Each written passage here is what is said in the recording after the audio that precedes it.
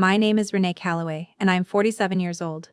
10 years and 4 months after I walked out of my parents' house with my daughter's coat still unzipped and a casserole dish I never returned, my mother called me at 6041 on a Tuesday evening and asked, without saying hello first, whether Ren was still using the last name Calloway. I want you to sit with that question for a second because I did. 10 years of silence, and the first sentence out of her mouth wasn't sorry, and it wasn't, how are you, and it wasn't even about me. It was a records question. My mother has always been good at those. 3 days before that call, a courier had left a certified envelope on my porch at 4012 in the afternoon, addressed to Ren Elizabeth Calloway, care of me, from a law office in Larkspur I hadn't heard mentioned since I was still speaking to my brother. I signed for it standing barefoot on the porch step, and I remember the courier asking if I was all right, because apparently my face had done something I wasn't aware of. Inside was a request, dressed up as a formality, 31 pages of it, for my daughter's signature on a document she had never seen and had every legal right to refuse.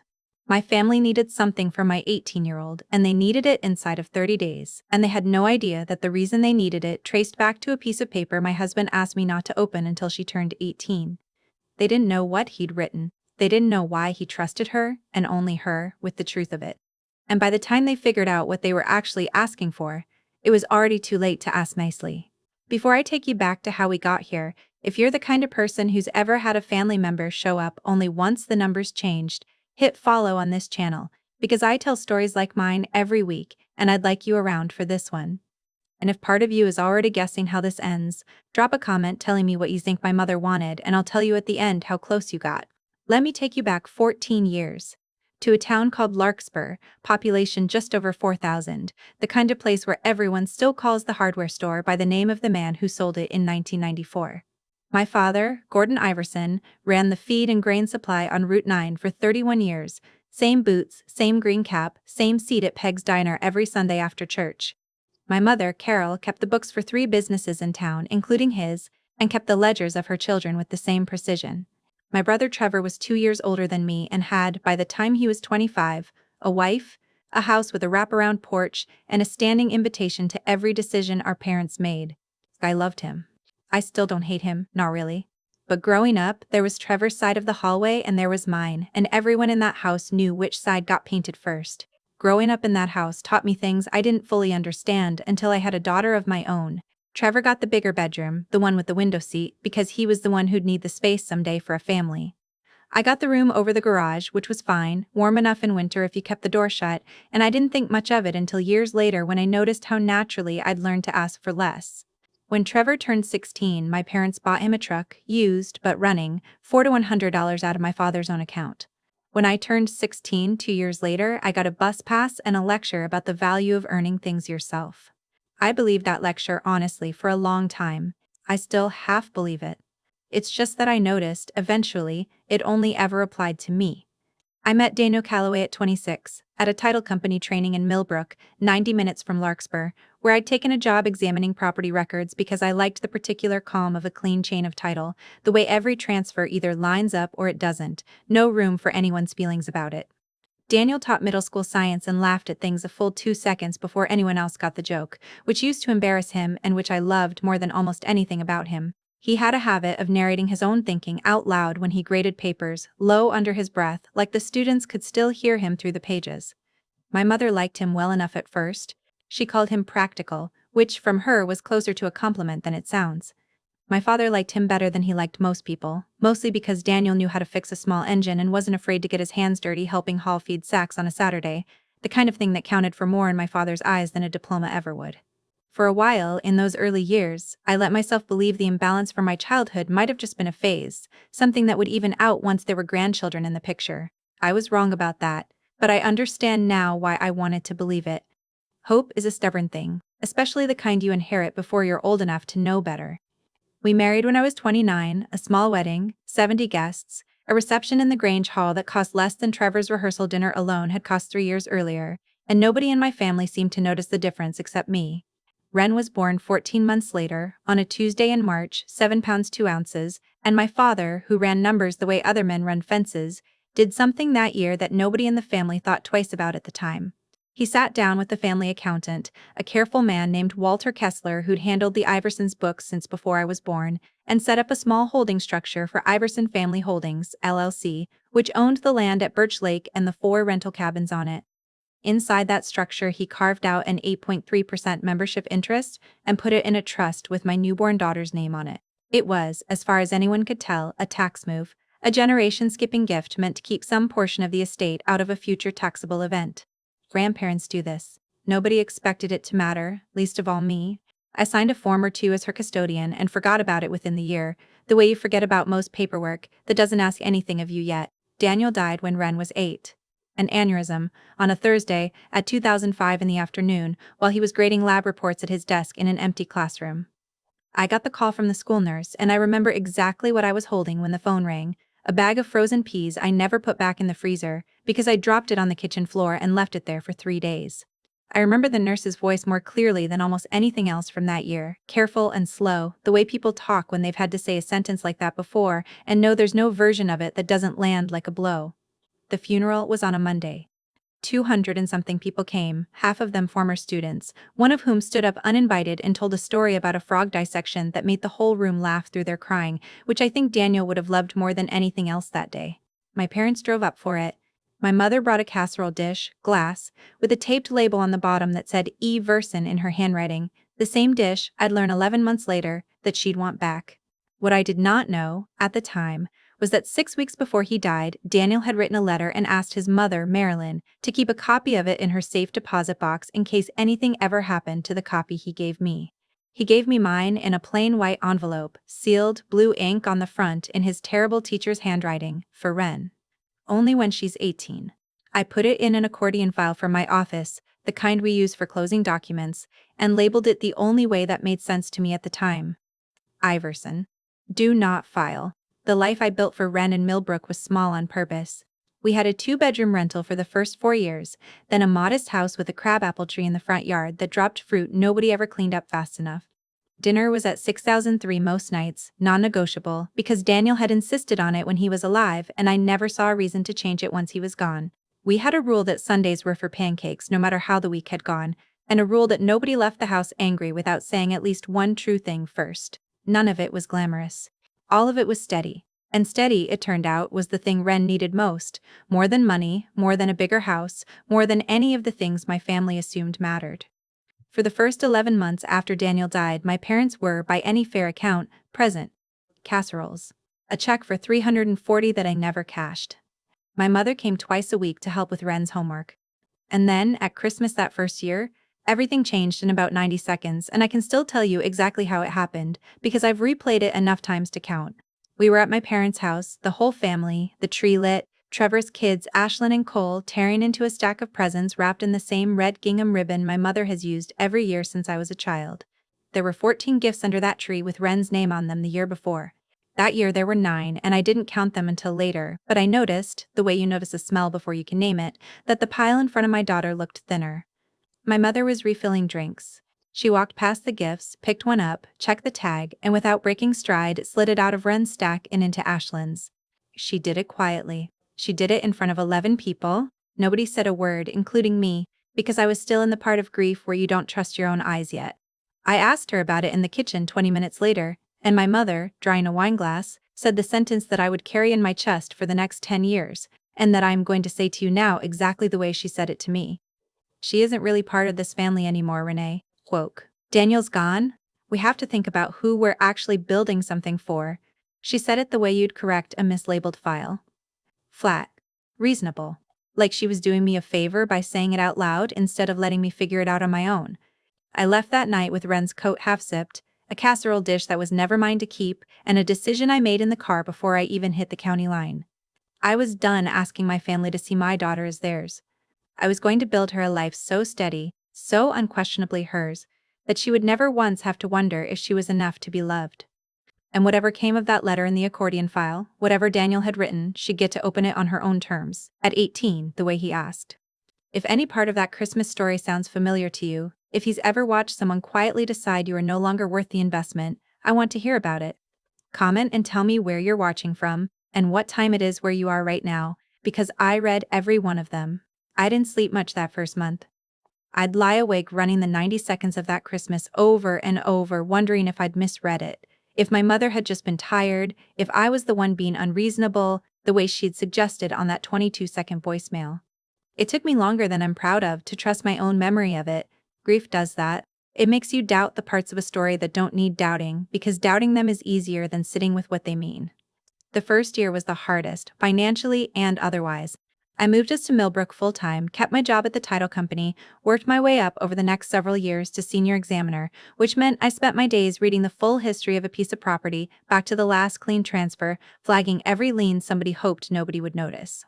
It turns out that's a useful habit to bring home. I started keeping a folder. Not out of spite, I want to be clear about that, because I've told myself the same thing every year since. I was not building a case against my family. I was keeping records, the same way I'd keep records on any file that mattered, because that's what 19 years in this job does to a person. Year 1, the folder had 4 items. Though I didn't call it a folder yet, not really, more like a shoebox I kept things in without fully admitting to myself why. A photocopy of the Christmas gift tags, which felt strange to keep and which I kept anyway. A missed birthday card, Ren's 9th, which never arrived at all that year, not even late. A voicemail from my mother, 6 weeks after Christmas, 22 seconds long, asking whether I'd reconsidered overreacting, in a tone that made it sound like the overreacting was the injury and not the thing that caused it. And the one thing that anchored the whole decade for me, which was Marilyn Calloway showing up on a Tuesday in February, unannounced, with a crock pot of chicken and dumplings, the recipe Daniel used to make, and sitting on my kitchen floor with an 8-year-old who missed her father, not saying much of anything, just being there for 2 hours until Ren fell asleep against her arm. I remember standing in the doorway watching them, thinking that grief had at least handed me this one honest thing, a mother-in-law who showed up with a crock pot instead of a lecture. That same winter, Ren spent 4 nights in the hospital with a bad case of pneumonia that turned into something scarier for about 6 hours than any of the doctors wanted to say out loud. I called my mother from the hallway outside the pediatric ward at 11,040 at night, my voice not entirely steady, and told her what was happening. She said she was sorry to hear it, asked me to keep her updated, and did not offer to come, did not ask if I needed anyone with me, did not call back once in the 4 days that followed. Marilyn was in the parking lot by 7:30 the next morning with a bag of clean clothes for me and a stuffed rabbit for Ren that still sits on Ren's bed today, worn thin at one ear from years of being slept on. Marilyn was not glamorous about any of it. She didn't have money to give us. She was a retired school secretary living on a fixed income in a 2-bedroom rental with a window unit that rattled all summer. What she gave instead was a standing Sunday phone call every week for 10 years that Ren and I never once had to initiate. She taught Ren to make her father's dumplings by the time Ren was 11. She drove 4 hours each way for every school play Ren was in, even the ones where Ren had 2 lines and a paper crown. When people ask me what family means, I don't have a tidy answer. I think about a woman with a rattling window unit who never missed a Sunday. By year 3, the folder had grown to 11 items, and the pattern had become obvious enough that I stopped needing to explain it to myself. Every entry from my parents' side was an absence, precisely timed. A card that arrived 2 weeks late every single year, like clockwork, as though remembering exactly on time might have implied something. A 50 savings bond for Cole's 9th birthday announced at a family gathering I heard about secondhand, with no equivalent ever mentioned for Ren. My mother posting photos from Ashlyn's dance recital with a caption about family showing up for family. The same December my mother hadn't called Ren once. Year 2, the folder grew by 6 items, and I started, without really deciding to, organizing them by category in my head the way I'd sort documents at work. There was the category of things that arrived late. There was the category of things that never arrived at all. And there was a third category, smaller, that I didn't have a name for yet, which was things that arrived for someone else in a way clearly designed for me to see. That March, my mother mailed me a birthday card for Ren, 10 days after her birthday, with a 20 bill folded inside and a note that said, "For whatever she needs." The same week, according to a photo Denise had liked on some shared family account, Ashlyn turned 9 and received, among other things, a 600 bicycle with a bow on it and a party with a rented bounce house in the yard. I wasn't angry about the bicycle. Kids should get bicycles. What I noticed and wrote down, almost clinically, in the folder, was the gap between a note that said "for whatever she needs" and a bounce house nobody had to ask for. Marilyn's contribution to year 2 was smaller in dollar terms and larger in every other way that mattered. She started a habit that spring of calling every Sunday at exactly 4:00, not to check in with a task list the way my mother used to, just to talk, about nothing in particular, about what Wren was reading, about a squirrel that kept getting into her bird feeder. Wren started looking forward to it the way kids look forward to something steady. By year 3, Wren had started calling her Nana Mare on her own without my prompting, and Marilyn cried the first time she heard it, on the phone, not trying to hide it. Year 3 brought a specific afternoon I still think about more than almost any other in the whole decade. Wren, 9 years old, played the lead squirrel in her elementary school's spring production, a fairly ridiculous show about a forest council, and had exactly one solo line she'd practiced in the mirror for 2 weeks. I sent an invitation to my parents 3 weeks ahead by mail, the old-fashioned way, because I still believed at that point that effort mattered, that if I just made it easy enough for them, something might shift. Neither of them came. Trevor's family did not come either, but nobody expected them to. They had a soccer tournament that weekend for Cole, and I understood that, the way you understand a scheduling conflict. What I couldn't get past was that my mother called 2 days later, not to apologize, but to ask whether I'd taken pictures she could see, since we couldn't make it up. Marilyn drove 4 hours through weather bad enough that she called twice from the road to make sure the show hadn't been canceled, and she made it with 11 minutes to spare, sat in the 3rd row, and stood up and clapped through Wren's one line like it was a Broadway number. Year 4 is when the trust document resurfaced for me, sort of by accident. I was doing a title search for an unrelated client and pulled a form from the county recorder's office that happened to reference a filing convention I recognized from somewhere. It took me a full evening of sitting at my kitchen table with a glass of wine going warm beside me before I placed it. I called the accountant's old office, the one my father had used years before, more out of professional curiosity than anything else, and confirmed what I suspected. The 8.3% interest in Iverson Family Holdings was real. It was still Wren's, and as far as the trust documents on file showed, nobody had touched it, amended it, or even mentioned it in 9 years. I photocopied everything. It went in the accordion file, behind the letter I still hadn't opened, because it wasn't mine to open, and I didn't think about it again for a long time. It was just one more item. Item 19, by my count. By year 6, Wren was 14 and had started asking questions the way 14-year-olds do, sideways, at bedtime, when she thought I might answer more honestly in the dark. Do Grandma and Grandpa hate me? I told her the truth, which was that they didn't hate her. They just decided a long time ago that loving her wasn't going to be convenient, and that those were 2 very different things, and that the second one was about them and not about her. She didn't cry. She just nodded, the way kids do when they're filing something away to think about later, and asked if we could still make the dumplings that weekend. I want to pause here, because this is the part of the story where people usually ask me why I never fought back, why I never called my mother and demanded she explain herself, why I let 10 years pass instead of forcing a confrontation in year 1. I've asked myself the same question, more times than I'd like to admit, usually at 2 in the morning, usually after a bad dream about that Christmas that I still have more often than I've told anyone. Part of the answer is practical. I was a single mother working full-time, and a fight with my parents would have cost hours and energy I genuinely did not have to spare, hours that were better spent on pancakes and homework and the ordinary machinery of raising a kid. But the honest answer, the one underneath the practical one, is that a confrontation would have required something from her that she was never going to give voluntarily, which was attention. What she gave freely was money and time, when there was a reason to. What she never gave freely was the thing Wren actually needed, which was simply to be thought of, unprompted, on an ordinary Tuesday, for no reason at all. What I decided, somewhere around year 6, was that I would rather my daughter grow up in a house where nobody argued about whether she belonged, than in one where I had to keep winning that argument every single year. Quiet can be a kind of strength. It took me a long time to believe that, and I still don't always believe it. Some days it just feels like avoidance wearing a nicer coat, but I believed it enough to keep doing it, year after year, until it stopped being a decision and started being just how we lived. If you've ever made a decision like that, to walk away from a fight instead of winning it, because winning it would have cost you something you weren't willing to spend, I need to hear that story too. That's not weakness. I used to think it was. If you're keeping your own folder on someone right now, even just in your memory, even if you've never written a single item down, tell me the number you're at. I'll bet most of you know the exact count without having to think about it.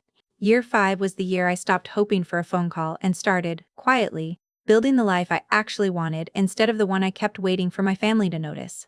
I got certified as a senior title examiner that spring, a designation that took 2 exams and 11 months of study on top of a full workload, and I remember sitting in the parking lot after the second exam alone and calling nobody, because there was nobody in Larkspur left to call who would have understood why it mattered.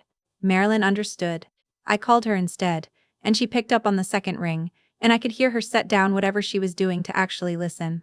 That same fall, Ren won a regional essay contest through her middle school, 75 and a certificate with her name spelled correctly for once, and asked in the car on the way home whether I thought Grandma would want to see it.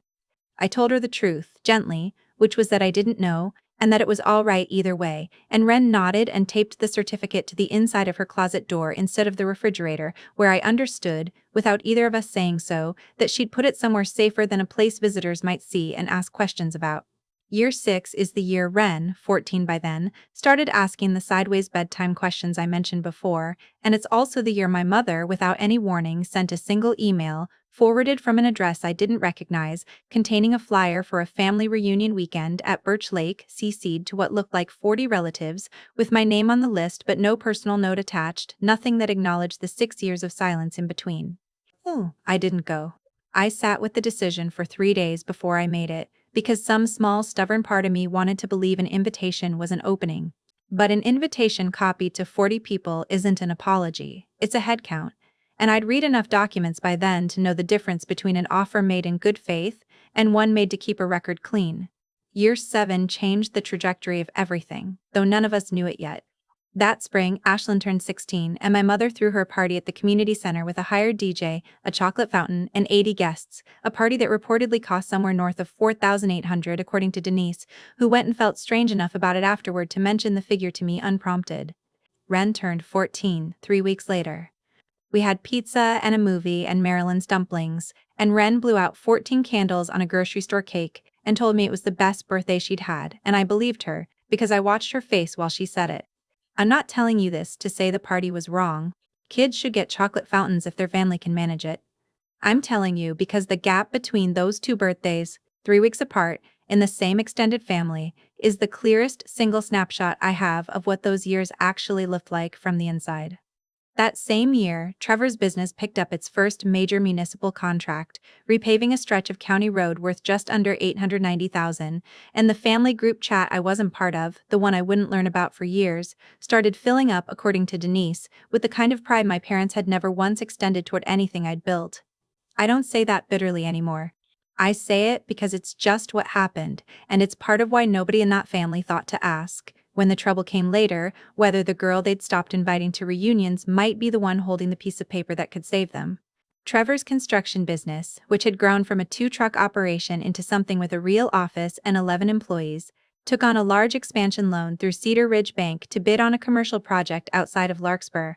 The loan, I would later learn, was cross-collateralized against Iverson Family Holdings, LLC, meaning the bank had a claim not just on Trevor's business assets, but on the family land at Birch Lake if the loan ever went bad. My father signed off on it. My mother, according to what I'd hear much later, had encouraged it because Trevor's success had become, by then, the family's whole personality. Nobody thought to mention it to me, because by year 7 nobody was mentioning much of anything to me at all, and nobody thought to mention it to Ren's Trust, because as far as anyone besides me seemed to remember, Ren's Trust didn't exist. Year 8 brought the first sign that my life outside Larkspur had started registering on somebody's radar. My cousin Denise, who had never taken a side in any of this and who I'd stayed loosely in touch with, mentioned to my mother at a graduation party that she'd run into me at a title industry conference in Chicago and that I'd been on a panel about fraud detection in residential closings. It was a small panel, 3 speakers, a windowless hotel ballroom. It paid $200 and a hotel room I didn't need. But word of it apparently made its way back to my mother, who, according to Denise, said only, "Well, good for her," in the tone of voice you'd use to describe weather you didn't particularly want. Denise told me later she almost didn't mention it at all, because something about the way my mother's face changed made her wish she'd kept it to herself. That same year, almost as an afterthought, I got a call from Meridian offering me the senior examiner slot on the commercial team, a promotion I'd wanted for 3 years, with a raise that finally let me refinance the house in Millbrook and stop doing the monthly math on whether Ren's braces and the car repair could both happen the same month. I didn't tell my family. There was, by then, nobody to tell. Year 9 was quieter than most, which in hindsight I understand now as the calm before a storm nobody had named yet. Ren, 17 by then, got into a strong pre-law program on a partial scholarship worth $16,400 a year, the kind of number that, in my family, would once have earned a phone call, a card, maybe even a visit. It earned nothing. I remember standing in the kitchen the day her acceptance letter came, watching her read it twice and thinking, with a kind of quiet, unspectacular pride, that she had built this entirely on her own, out of a life my family had decided wasn't worth investing in. Marilyn came over that night with a store-bought cake because she said the occasion deserved cake even if she hadn't had time to bake one, and we ate it standing up at the counter at 9 at night, laughing about nothing, the three of us, which is its own kind of answer to the question of what a family actually is. Wren's high school graduation fell 3 months before her birthday, and I sent another invitation, the last one I ever intended to send, mailed 6 weeks out, with the ceremony time and the parking instructions written clearly at the bottom in case anyone needed an excuse ready in advance not to come. Nobody from Larkspur responded. Wren graduated fourth in a class of 211, gave a 2-minute speech about the value of showing up for people even when nobody's counting, which she swears now she didn't write with anyone specific in mind, and I believe her, mostly. Marilyn sat in the front row in a dress she'd bought special for the occasion, a soft blue thing with buttons down the front, and stood up before anyone else in the auditorium when Wren's name was called, clapping so hard I thought she might strain something. Afterward, in the parking lot, she pressed an envelope into Wren's hand, $212 in cash, exactly what she'd been able to set aside from 3 months of grocery budgeting, and told her it wasn't much, and Wren told her it was everything and meant it. The months leading up to Wren's 18th birthday were, in their own way, the calmest stretch of the whole decade. She'd been accepted to the pre-law program by then, and had already started a part-time internship answering phones at a small legal aid office in Millbrook, where she came home most nights with stories about tenants fighting evictions and the particular satisfaction of finding the one document that changed a case. I recognized the satisfaction. I hadn't taught her to love paperwork on purpose, but there it was anyway, showing up in her the same way it had shown up in me, like something passed down in the blood instead of the will. Marilyn started asking, that spring, whether Wren wanted the recipe cards written out properly before her birthday, in case you ever want them written in someone else's hand besides mine, and Wren said yes, and the two of them spent a Saturday afternoon at Marilyn's kitchen table with a stack of index cards and Daniel's old fountain pen, which Marilyn had kept in a drawer for a decade and finally handed over. Then Wren turned 18 on a Saturday in April, and that evening, after the cake, after her friends went home, I handed her the envelope from the accordion file. Blue ink. Her father's terrible handwriting. 9 years old. I left the room, because that was the deal I'd made with myself the night I drove out of Larkspur, that whatever was in that letter belonged to her and only her, and I wasn't going to be standing over her shoulder when she finally got to read it. She came and found me 20 minutes later, sitting on the back step, and she didn't say anything at first. She just sat down next to me and put the letter in my lap, open, and told me to read it, because she wanted me to know too. I'm not going to tell you every word of what Daniel wrote because some of it was just for her. A father talking to a daughter he knew he might not get to see grow up, the kind of thing you don't put on a screen for strangers. But I'll tell you the part that mattered for what happened next. He explained the trust.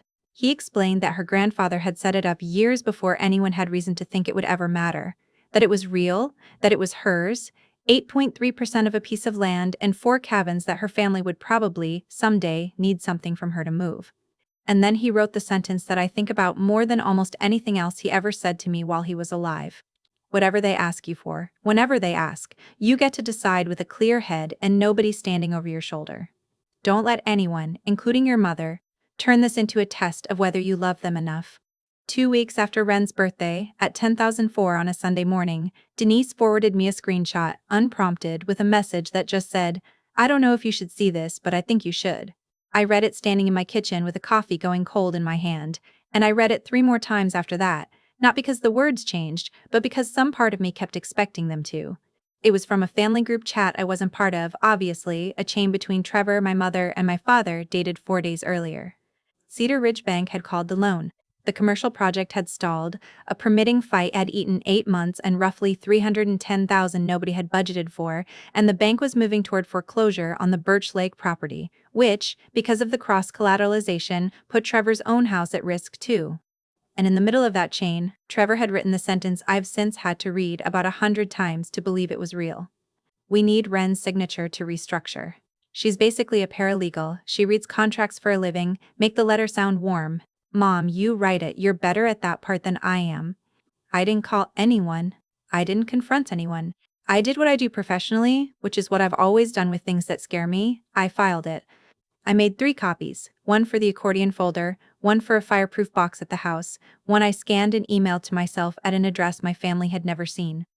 I called Ren into the kitchen and showed her the screenshot, not to alarm her, but because it was hers to know about before it was anyone else's business to explain to her, and she read it twice, quietly, and asked one question.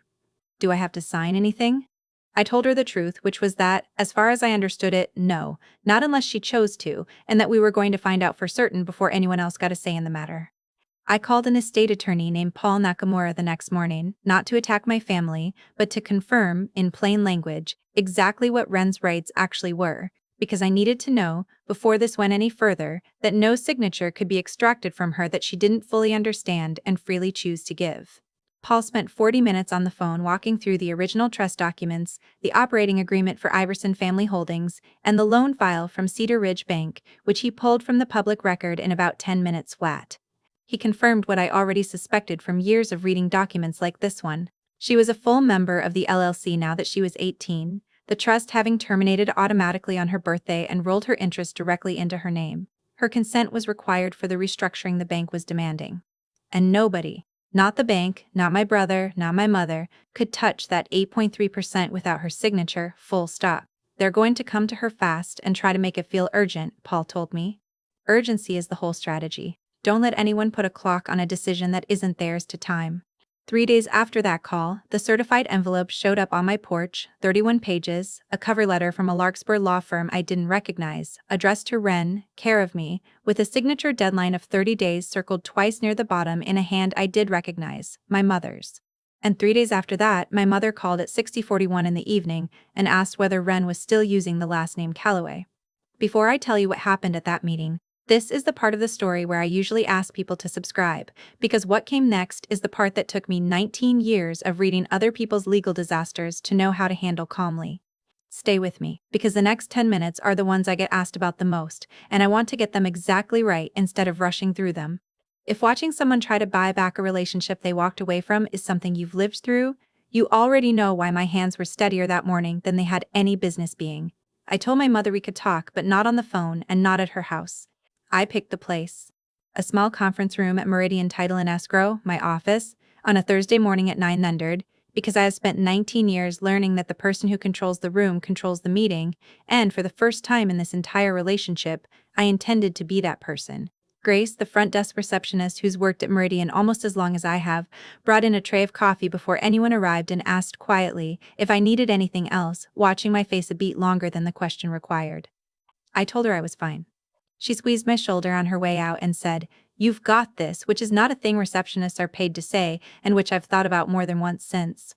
My mother arrived first, in a blazer I recognized from Trevor's wedding 12 years earlier, with my father trailing a half step behind her the way he always had. Trevor came separately, 10 minutes later, in work boots still dusty from a job site, and sat down across from me without any of the warmth of a man asking his sister for help, more like a man closing a deal. Ren sat beside me, in the blazer she'd bought herself for a mock trial competition, hands folded, still, in a way that reminded me so much of Daniel grading papers that it caught in my throat for a second. Marilyn sat on my other side saying nothing, her hands folded on the table, the same steadiness she'd brought to my kitchen floor a decade earlier. My mother opened with a folder of her own, which I noted, because irony has a way of showing up uninvited. Inside it was a printed list, the restructuring terms, the signature line highlighted in yellow, and she slid it across the table toward Ren before anyone had said good morning. "We need this signed by Friday," she said. "This is what families do for each other. You're 18 now, you're old enough to understand that." I let 4 seconds pass. Ew, I counted them. Then I opened my own folder. I laid out the documents the way I lay out a title chain for a client who's about to close on a house with a lien they didn't know existed, dated, ordered, factual. The original trust filing from 14 years ago, the certified letter demanding Ren's signature within 30 days, the screenshot Denise had sent, printed, and highlighted, with Trevor's own sentence circled in red. 9 years of a folder I never wanted to need, laid out in chronological order across a conference table in the office where I've spent 19 years learning exactly how much a signature is worth and exactly how little it should cost someone to give one. "You just called this family," I said. The same week, a certified letter went out asking my daughter, who you told me 10 years ago wasn't really part of this family anymore, for the one thing that could save yours. My mother's face didn't move for a second, and then it did, just slightly, a flicker I'd seen maybe 3 times in my whole life. "That's not fair, Renee. That was a hard year. People say things." "You said it in your kitchen, drying a wine glass," I said. I remember which glass. Trevor leaned forward. Renee, come on. This isn't about old stuff. This is real. The bank takes the land. I lose my house too, Ashlyn and Cole. His voice caught, just barely, on his kids' names, and for 1 second I saw something crack in him that had nothing to do with strategy. Then he straightened back up, and it was gone. You want us to grovel, is that it? Fine, we're asking. We're asking you and Ren for help. You're not asking, I said. You sent a certified letter with a 30-day deadline circled twice. That's not a request, Trevor. That's a filing. He opened his mouth, closed it, and looked at my father, who didn't look back. Ren spoke for the first time since the meeting had started, quietly, in the same even voice she used answering phones at the legal aid office. I've read the operating agreement, she said. I've read the loan documents too. I know exactly what my signature is worth to you, down to the parcel numbers. I just want to understand why nobody thought I was worth calling, for 10 years, if I was always going to be this useful eventually. Nobody answered her. My mother looked for just a second like she wanted to and then didn't. I kept going, laying out the dates in order, the way I'd read a chain of title to a nervous first-time buyer. The trust was filed the year she was born. It terminated automatically on her 18th birthday, into her name directly, no action required from any of you. The certified letter went out 6 days after that birthday. I don't think that's a coincidence. I think somebody was watching the calendar. I read your text, I said, and slid one more page across the table, the printed screenshot, Trevor's own sentence highlighted in yellow this time instead of red, because I'd decided the night before that yellow was less about blame and more about attention, and I wanted him to actually read it instead of just flinching from the color. Make the letter sound warm. That's what you wrote about my daughter, 4 days after the bank called your loan. Nobody spoke for a moment. Ren, beside me, hadn't said a single word yet, and I watched my mother's eyes go to her, the way you'd look at a signature line, not a person. Ren, my mother said, softer now, angling for a different approach. You don't have to be angry at us to help us. We're your family.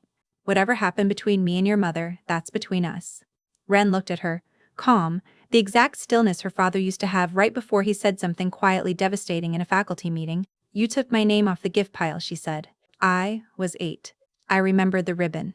That was the moment my mother's composure genuinely broke. Not the version she'd give later at Thanksgiving as a redemption story, but a real one, right there at the table. Her hand went to her mouth for a second, and something passed over her face that looked, for the first time in 10 years, like actual grief instead of performance. I don't remember doing that, she said quietly, and I believed her, which somehow made it worse. Then, almost as fast as it came, she pulled it back in. This isn't productive. We came here about the trust. My father hadn't said a word the entire meeting. He'd been looking at his hands, at the table, anywhere but at Ren, and when he finally spoke, it was to her directly, not to me. I set that trust up the year you were born, he said. I want you to know, that part was never a trick. I just never came back and fixed what happened after. I should have called you. I should have driven up for your birthday even once. I didn't, and I don't have a good reason why. It wasn't an apology big enough to undo a decade. But it was the first honest sentence anyone in that room had said. That wasn't strategy, and I noted it the way I note the one clean transfer in an otherwise messy chain of title. My mother, recovering, tried one more angle. We could compensate her for the interest. Buy her out? That would solve this cleanly for everyone, and then we'd be square. She said the number, 40,000, like it was generous, and like generosity was the same thing as fairness. She's not selling, I said. This was never about the money, and if you'd wanted her interest, you had 18 years to build a relationship with the person who was going to end up holding it. You spent them on Ashlyn's bounce houses instead. That's not an accusation.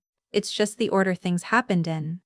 I told them what Ren had already decided, which she and I had discussed the night before, calmly, at our own kitchen table with nobody standing over her shoulder the way her father asked. She was willing to sign the restructuring, on her own timeline, with her own attorney reviewing every page, not because the family demanded it in 30 days, but because she didn't want Ashlyn and Cole to lose their home over a fight that had nothing to do with them. And she would not, under any circumstances, sign anything my mother had written, warm-sounding or otherwise, without her lawyer's name on it first. We're not paying anyone back for 10 years, I said. Nobody's owed anything here, least of all money. But nobody in this room gets to decide, on a 30-day deadline, that my daughter's signature is worth asking for now, when her name wasn't worth keeping on a gift tag then. My mother started to say something about family loyalty, the way she always had, warm words doing cold work, and I let her get about 4 words in before I said the only thing I'd planned to say the whole meeting. She isn't really part of this family anymore. That's what you told me? I've had 10 years to decide whether that was true. It wasn't. But it's not my job to convince you of that anymore either. The room went quiet. 17 seconds, I counted, which is a long time in a conference room with 6 people in it. My mother didn't have anything to say to that. She looked at the folder in front of her, then at Ren, then back at the folder, and I watched her decide, in real time, that the safest thing to do was change the subject back to the paperwork. Marilyn hadn't said a word the entire meeting, and she didn't need to. When my mother finally stood to leave, gathering her folder, her blazer, the coffee she hadn't touched, she looked at Marilyn for the first time since sitting down. An odd, unreadable look. Something between recognition and resentment. The look of one grandmother realizing that another one had simply done the job better for a decade without ever once being asked to. Marilyn met her eyes and said only, "I'm glad I got the years I got with her," which wasn't aimed as a blow, I don't think, just a fact, stated plainly, the way you'd note a closing balance. My mother didn't have an answer for that either. We finished the meeting on my terms. Ren's attorney would review the restructuring. Nothing would be signed by Friday. Nothing would be signed at all until Ren, and only Ren, was satisfied it was fair. If you've ever had to sit across a table from someone and hold your voice steady while everything in you wanted to shake, I want you to know that's not coldness. That's the hardest kind of strength there is. Tell me in the comments if you've ever had to do that, and I'll read everyone before I post the next story. 6 weeks later, Ren signed the restructuring, with her own lawyer's name on the cover page, on terms that protected her interest and gave Trevor's business a real path forward without costing anyone their house. She did it because of Ashlyn and Cole, not because anyone made her feel she owed it. My father called me in August, on his own, without my mother on the line. He asked if he could take Ren to lunch sometime, just the two of them, no agenda, and said he understood if the answer was no. I told him I'd ask her, and I did, and she said yes, on the condition that it be somewhere neutral, somewhere that wasn't Larkspur, and that it be just lunch, nothing more, for now. They've had 3 lunches since, at a diner off the highway that neither of them had ever been to before, which felt right somehow, a place with no old history attached to it. He drove 4 hours each way for the last one, and Ren told me afterward that he brought a photo of himself holding her the week she was born, something he'd apparently kept in his wallet the whole time, which she hadn't expected and didn't quite know what to do with, and neither did I when she told me. It's slow. It's conditional. Nobody's pretending it's more than that, and I think that's exactly why it's working. My mother has not called since the meeting. I don't expect her to. Trevor sent one text in September, 3 lines, thanking Ren for signing and saying he hoped things could be different someday. Ren read it, said maybe, and put her phone away. I don't know what's happening in Trevor's marriage or his business these days, not really, only what Denise mentions in passing, that the county road contract finished on time, that Ashlyn made the travel soccer team, ordinary things, the kind of updates you get about someone you used to know well and now mostly just hope is doing all right. I think Trevor believes on some level that the debt he owes isn't to Ren at all, but to a version of fairness he hasn't fully worked out yet. I hope he gets there. It isn't my job to walk him to it. Ren starts her 2nd year of the pre-law program this fall, and she's already told me, half joking and half not, that she wants to specialize eventually in trusts and estates, because apparently I have a personal connection to the subject. She keeps her own copy of her father's letter in a small fireproof box she bought with her first paycheck, not the accordion folder, something entirely hers, and she's never once asked me to read it again after that first night on the back step. Some things I've learned you only need to share once. He never got to see her walk across a graduation stage or answer phones at a legal aid office or sit across a conference table from her own grandmother and hold her voice steady. But he built her that choice anyway in advance on a Thursday afternoon 6 weeks before he died, and it turned out to be the one thing in this whole story nobody could take from her. Marilyn still calls every Sunday. She's 81 now, still in the same rental with the same rattling window unit, and last month she taught Ren how to make her father's dumplings for the first time without a recipe card, entirely from memory.